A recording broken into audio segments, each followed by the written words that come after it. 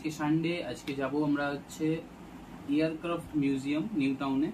তো সেখানে গিয়ে একটু ভিডিও বানাবো। এই মিউজিয়ামে যাব, অনেকদিন কোথাও ঘুরতে যাইনি, তো মিউজিয়ামে ঘুরে আসি। তো এই হলো বিশ্ব বাংলা গেট। তোমরা যেখান থেকেই বাসে ওঠো না কেন একদম ডাইরেক্ট বিশ্ব বাংলা গেটের এখানে নেমে যাবে। বিশ্ব বাংলা গেটের এখান থেকে নেমে একদম সোজা 2 মিনিটের হাঁটা রাস্তা, তো তোমরা মিউজিয়ামে পৌঁছে যাবে। এই হলো সেই এয়ারক্রাফট মিউজিয়াম। আর এদিকে রয়েছে পার্কিং, বাইক পার্কিংটা একটু দূরে, বাট এদিকেই পার্কিং। পার্কিং হচ্ছে প্রতি ঘন্টায় 10 টাকা। যতক্ষণ আপনারা রাখবেন ততক্ষণ, যত ঘন্টা রাখবে তত ঘন্টা হিসাবে টাকা বাড়বে। এয়ারক্রাফট মিউজিয়ামের পাশেই রয়েছে টিকিট কাউন্টার। তো এখান থেকে আমার বন্ধুরা সবাই মিলে টিকিট কাটছি। 30 টাকা করে টিকিট, আমরা 6 জন ছিলাম, সেই কারণে 180 টাকা।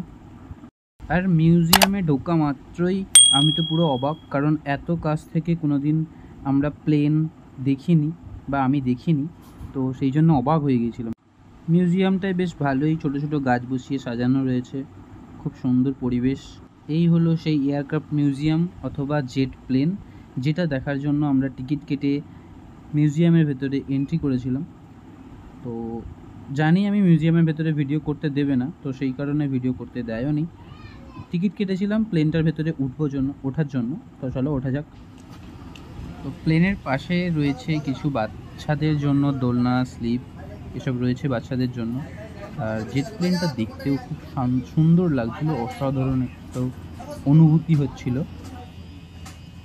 পাশে রয়েছে একটা রেস্টুরেন্ট, তোমরা যদি এখানে এসে খাওয়া দাওয়া করতে চাও তো খাওয়া দাওয়া করতেই পারো। এই যে দেখতে পাচ্ছি, এটা একটা রেস্টুরেন্ট এয়ারক্রাফটের। আর মিউজিয়ামে আমি বলে দিই সেরকম খুব একটা কিছু নেই দেখার। এই যে বড় জেট প্লেনটা দেখা যাচ্ছে, এর ভেতরে একটা মানে প্লেনের ভেতরে কি কি থাকে আর জেট প্লেনের ভেতরে কি কি থাকে সেই সব নিয়েই আছে মিউজিয়াম। সব থেকে ভালো হয় এখানে যদি সন্ধ্যের টাইমে আসতে পারো, 6টা থেকে 7টার মধ্যে এসো, কারণ 7:30 পর্যন্ত খোলা থাকে, কারণ এখানে অনেক লাইট দিয়ে লাইটিং করা থাকে, সেই কারণে